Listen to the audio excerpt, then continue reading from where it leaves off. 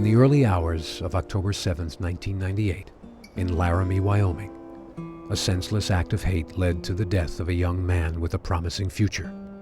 His death affected the nation and the world.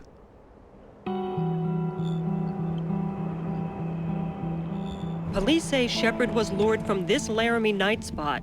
He was later robbed, beaten, and left for dead, tied to this fence post outside of town. The first reports of Matt's attack started showing up Thursday night on some of the Denver stations, and it was reported as a gay bashing or a possible hate crime.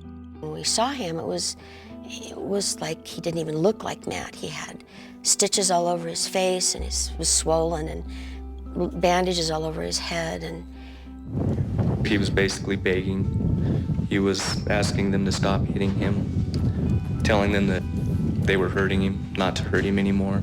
We didn't want him to feel the trauma of the whole thing, so we played his favorite music. We sprayed his cologne around the room. Early this morning, freshman Matthew Shepard died from injuries he received in a vicious beating. Authorities charged two men, Aaron McKinney and Russell Henderson, with Shepard's murder. Dennis said, just leave me in a room with them alone for 10 minutes and I'll take care of the whole thing. Of course, we knew we couldn't do that. The only place that he didn't have any blood on him on his face was what appeared to be where he'd been crying down his face. None of it made any sense to us.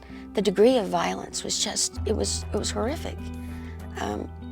Later we came to understand that when it's a hate crime, this is a definite signal of a hate crime, that level of violence. Today, on the University of Wyoming campus, there were armbands and mourning for a student whose death has focused national attention on hate and violence. I am so pissed off. President Clinton is urging Congress to expand a federal hate crimes law following the beating death of a gay student in Wyoming. Matthew Shepard died at a Colorado hospital yesterday after he was brutally attacked last week. Cynthia Bowers reports. We shall overcome. Friends and supporters of Matthew Shepard gathered at sunset last night. I knew deep down immediately that this was going to be a hugely important story for our community, and that how the media covered this was going to have a huge impact on people's perceptions of the gay and lesbian community. When the media hit Laramie, again, I think it was an opportunity for Laramie to step up, show the pride in that community, to show that we don't condone any kind of activity like that. I remember greeting people as they came in. Some we knew and some we didn't. I remember the beautiful service, the beautiful music. And Matt had been cremated, and his urn was in a beautiful oak box in front of the altar. And it had a ceramic mountain scene on it, and everybody would touch it when they went by. McKinney will be the first to stand trial. Russell Henderson pleaded guilty and was sentenced to 2 consecutive life terms earlier this year. Aaron McKinney sentenced to 2 life sentences. One of those life sentences is for his conviction for felony murder and second-degree murder. More than a year ago, our son Matthew was murdered because he was gay. He was the victim of a brutal crime motivated by hatred. The outcome of this trial will never bring Matthew back to us, but we believe that justice was served today.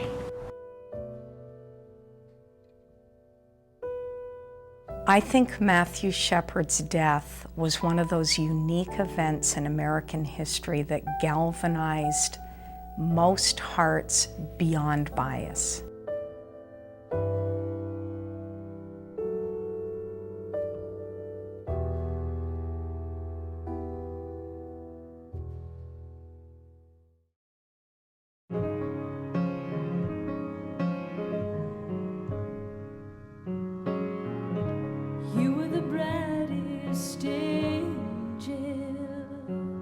Even when he was a toddler, he would come sit on your lap and say, "What's the matter with you? Did something happen to you today? Did you have a bad day?" He had a terrible temper. And when things didn't go right, he could throw a fit royal and argue that the sky was yellow when you knew it was blue. And he was like that through his whole life. He enjoyed the debate very much. The thing I remember most about Matt was his incredible smile. His entire body would smile and his eyes would light up and sparkle. It was just kind of an infectious smile that made your day better. Matt was everybody's friend. He was just the kindest person, someone you could trust, someone you could go to. I mean, he was just a very caring person. He was involved in the arts and theater. He's kind of larger than life. He's very over the top in everything that he does. Our fathers brought forth.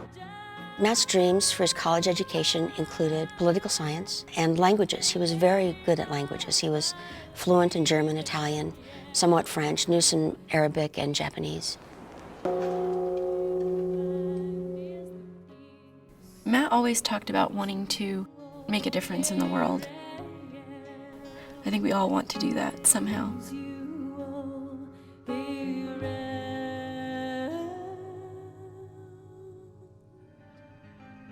It would have been, I'm sure, a real temptation to say, please leave me alone. I have my grief, and instead they used it to help others.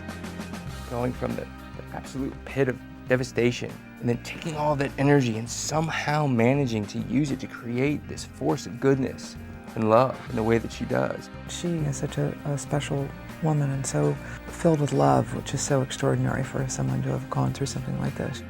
When it comes to hate crimes, and it comes to the way that people understand gay people, it's amazing how much has happened since Matthew died. And it's amazing how much Judy has had a part of that. I had this hunch that she was on the beginning of a very new journey in her life that was going to take her somewhere that was going to make a real difference. I think the thing you gotta know about Judy is that behind that placid exterior beats the heart of a tiger. Since Matt died, we have become acutely aware of the forces at work in this country that seek to do harm to the gay community. We will stand with you in this struggle to ensure equality, dignity, and respect for every gay American. Every American.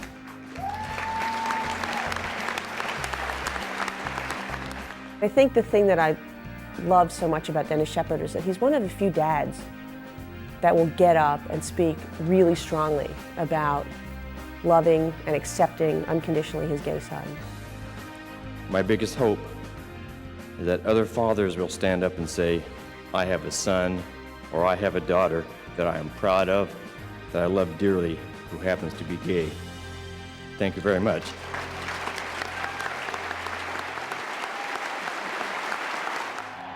Judy and Dennis continue to take their message to erase hate to the airwaves through public service announcements and television interviews.